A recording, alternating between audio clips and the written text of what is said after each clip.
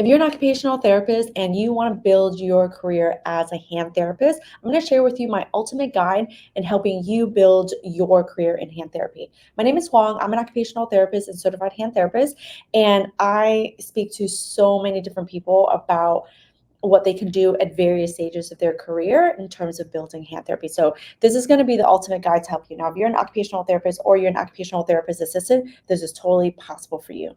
So one of the first things is, if you know that you like hand therapy and may one day go into hand therapy, make sure that your field work represents that, right? And what I mean by it is, like, if you want to be in hand therapy, talk to your coordinator and make sure that they understand that that is a very important experience that you're looking to have.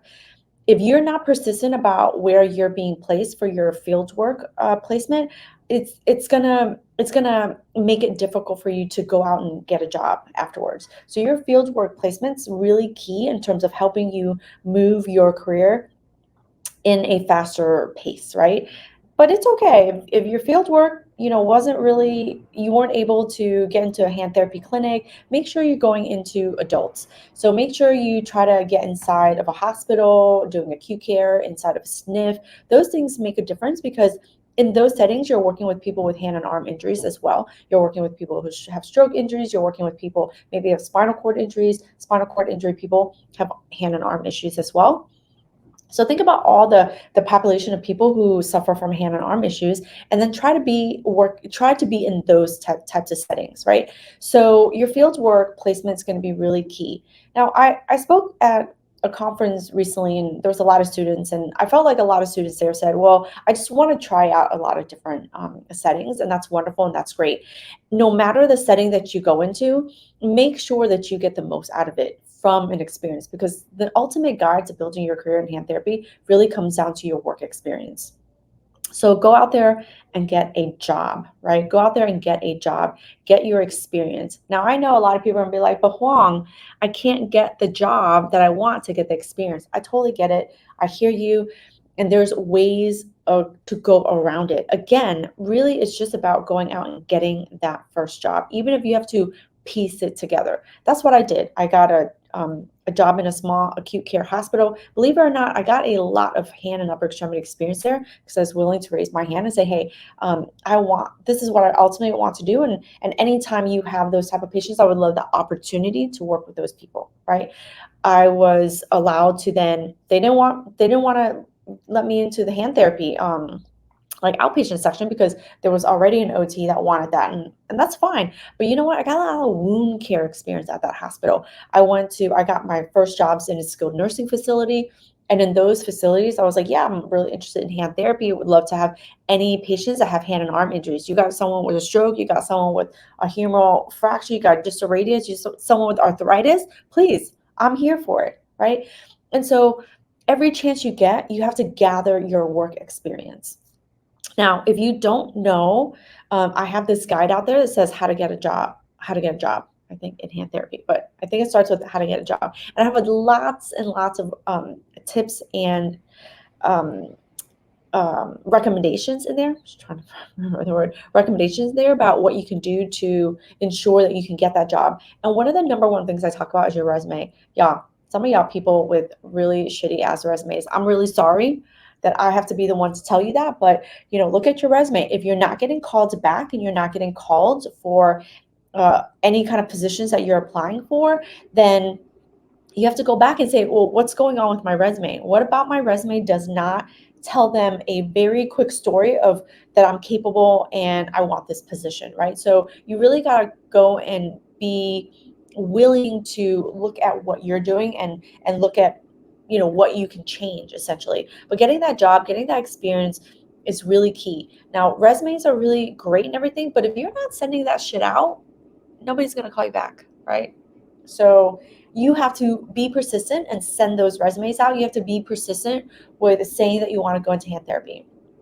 I can't tell you, I think I came off like a little bit snobbish when I first, looking back, I feel like I came off a little bit snobbish about like what I wanted to do. But I think because I kept saying it over and over, one, I was assuring myself that it is something that I wanted to do. And second, I was letting people know what I wanted to do. So I wanted to build a career in hand therapy. I wanted to build a career in hand therapy. I wanted to build a career in hand therapy. And I kept saying it over and over and over until one day I had the opportunity.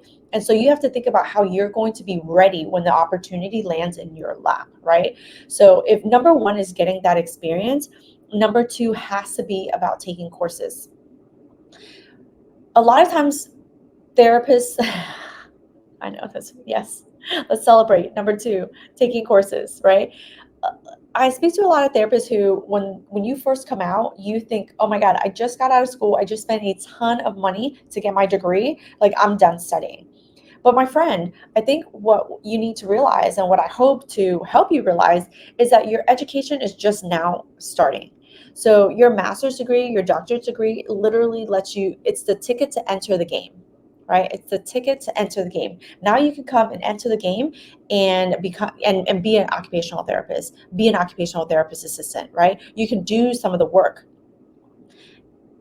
You have to think about, how are you going to get better? How am I going to get better at what I'm doing? I can only speak for myself, though I hear lots of stories, but I came out there and I didn't know shit from shit. I thought I knew something, but really at the end of the day, deep down inside, I knew I didn't know enough. So when I got into that acute care job, I literally was trained for a day, maybe two, but that was just on the protocols and the policies of the hospital, those things like that, CPR. And then they showed you around the clinic a little bit, but what they wanted to show you was a computer system. I don't know, it was a charting system back then. Started with paper and pencil, right? But I got a list. I got a list of my patients, and it was like, okay, here you go. And I was like, what do I do? What do I do now? Right? I have this list of patients. What am I supposed to do with these people? So when you first get that job and you start to learn how to do your job, you can learn how to do your job within a few weeks, for the most part. Give yourself the 6 months, 9 months, and start looking for a class. Like, honestly, start looking for a class. I came out of school and I knew I needed to do something because I felt like so unknowledgeable. I felt like, oh my God, people are going to rely on me and they're going to want my help, and I don't know what to do. So I started looking for courses. Now, back in the day, there used to be these magazines, and I think it was like Advanced Occupational Therapy or something like that. Those magazines, I don't know if those magazines are still out there, but I started with those magazines and I would flip through the list of courses, and I'd be like, okay, which ones are in my local area? Now, I totally get it, which ones are in my local area, because you're first coming out, you're trying to work, you're trying to save money, and maybe traveling for a class isn't necessarily as doable. So I was looking for courses like in my area that I could drive to. Now, further along in my career, I'm looking for classes that I could fly to, right? So it might change. And then there were some classes that they were never going to come down to where I am. They were never going to come to me. So I needed to make sure, if I wanted to take that type of course, I was willing to pay for the course, fly out there, stay in a hotel. So think about how you need to, in this day and age, how you need to look for courses, right? You might be looking for courses online, go on Google search, look for some classes. You might start, a lot of people tell me that they find me on Instagram. I'm pretty active on Instagram, and they just put in like hand therapy, and you can find like tons of accounts that talk about hand therapy. And then you start looking to see, like, are those people doing courses? Those people that you're looking at, do you like them? Do you like how they present? Do you like how they teach? And then you think about how you can join one of their courses or one of their programs. Now, I'm really active on Instagram. I'm really active on YouTube.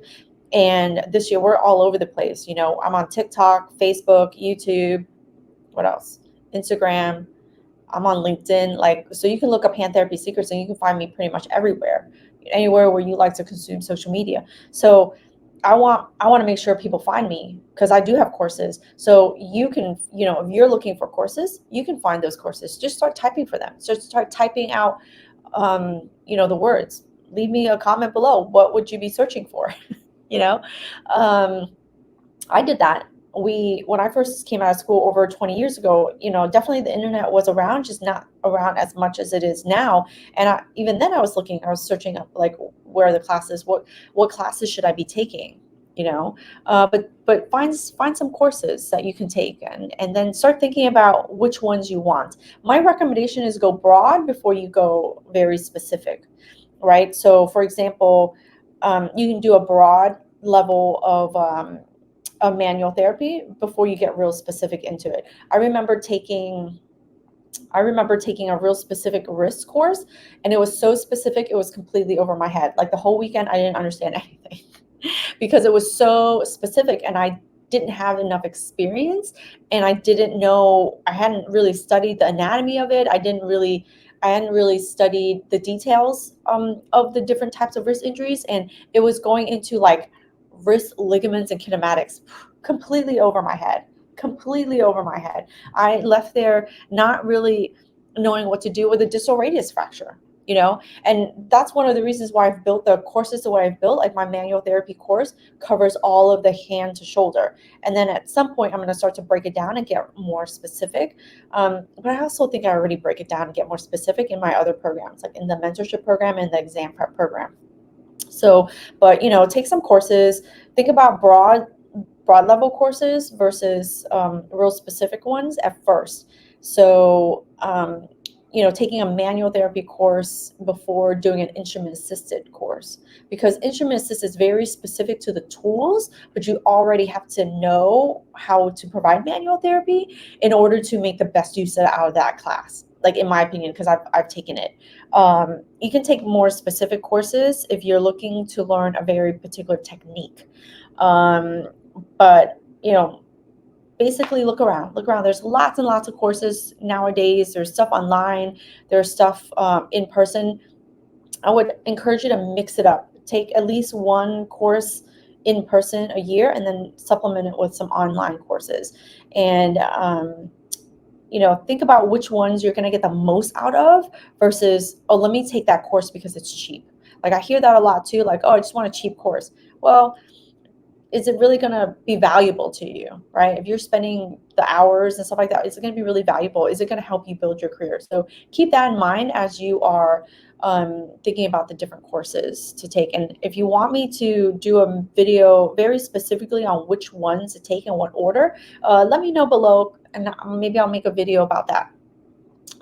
Number 3, so number 1, get a job. Number 2, take some courses. And number 3, find yourself a mentor, right? Find yourself a mentor. And what does the mentor mean, right? What does a mentor mean? The mentor doesn't necessarily have to be the one sitting next to you showing you X, Y, and Z what to do. Let me help you think about a mentor in more ways than just showing you like the ropes of like how to make a splint or move a joint. I think a mentor may be someone who can help you make some career decisions, right? A mentor might be someone who helps you make some career decisions. So something I have always offered to people who volunteered with me, who are students of mine, to reach back out to me when they need help. Right. And you'd be surprised at how few people do that. Like, so, I don't always have the time now, but I've had plenty of time before. But I would tell like past volunteers and past students, hey, when you graduate, reach out to me. Let me know if you need any help. So if anyone has ever said that to you, make sure you have their name, number, and email. Name, number, and email. And then that way, when you are done with school, reach out to them. I did that when I first graduated. My CIs were really great to me, and I feel like I, put in the work and I did the work. And so when I left, they were like, anytime you need anything, reach out to me. And I did. I reached out to them at the very beginning parts of my career just to help me, feel comfortable, feel confident, just for any kind of reassurance in the world. So you can have that kind of mentor, right? And I would encourage you to have someone like that in your corner that kind of roots for you, right? You can have that kind of mentor. You can have the kind of mentor that you follow, listen to, and watch. I think some people watch me. I've been doing this for, I think, 4 years. And in my clinic, I've been doing it for longer. So I think some people started watching me from the clinic side and then followed me when I started doing more stuff with Hand Therapy Secrets. And you could look at that person as your mentor just by consuming their content. If they have books out there, if they do podcast videos and that kind of stuff, if they have a course or anything like that, you can go and they can mentor you from afar, basically. So those are two types of mentors that I just want to encourage you to think about and utilize in your career, that they don't have to be the one sitting right next to you. And then, of course, if you have the opportunity, you can have the mentor that sits right next to you. So someone in your clinic, in your company, that could help you think through things, bounce ideas off of. They're not going to be the person who can sit there and explain to you or teach you, right? So there's teaching and then there's mentorship, right? So teaching is someone sitting there and explaining to X, Y, Z equals X, Y, Z, right? They're teaching you something. They're taking the time to explain. A mentor is, that works with you, is someone who you've already sort of been taught, and then they help you to finalize your thinking and help you see anything that might be missing. Right? So I'm going to give you an example. In my mentorship program, I teach in my videos, right? Go watch the videos. I teach in my videos. I explain everything in my videos. I show you things in my videos, right? And then the part of the mentorship call that is the mentor part is that now you have a case, and then you're thinking through your case, and I'm helping you fill in the blanks, right? Versus let me sit there and explain to you all the anatomy of the extensor tendons and go over protocol, right? That's the teaching part. A mentor would be like, okay, so what did you do? All right, give me the history of the case. What were you able to do? What are you struggling with? Let me help you think through what you could do next, right? So I'm a mentor to my staff. I'm a mentor to, not just a therapist, but all members of my team. And for the therapist, they might have some struggles, and they're going to come to me, and I'm going to help them think through it. Like, we had a very difficult case a couple years ago where the patient was just really negative, right? And so my therapist was struggling with the negative narrative of that person, and I was able to mentor her to give her a different perspective of why that person was so negative, right? And why she was feeling the way she was feeling. That's a mentor. That's a mentorship. They're going to help you through those sticky times. So think of your mentors. And I feel like I could have made a video all on mentorship, mentors. But those are some of the 3 ways in which you could find different types of mentors. And they could be, you can have multiple mentors. You don't have to just have one mentor. I have a business. I have a business mentor, right? I have a business coach. I have another coach that helps me with my mindset, right? Helps me, think through some negativity, think through like my money mindset, think through negative types of issues. And then I have like a business one, right? But for me, mindset is very needed in business, and mindset is very needed in therapy. Mindset is very needed in when you're building a career. So, just think that you can have multiple different mentors. Now I go to books. Now I go to books to help me, as well. I take, I read books. I take different, therapy courses. I'm still looking to improve my clinical skills so that I could help teach better. So I look at different people for different things, and what you want in the mentor is alignment of your values and alignment of what you're looking to do, right? And a mentor doesn't have to be forever. It can be different people at different phases in your career. So just something to think about. But that's essentially the ultimate guide to building your career in hand therapy. You know, you've got to get the experience, you've got to take some classes, and you got to find some cheerleaders in your corner that helps you through some tough times.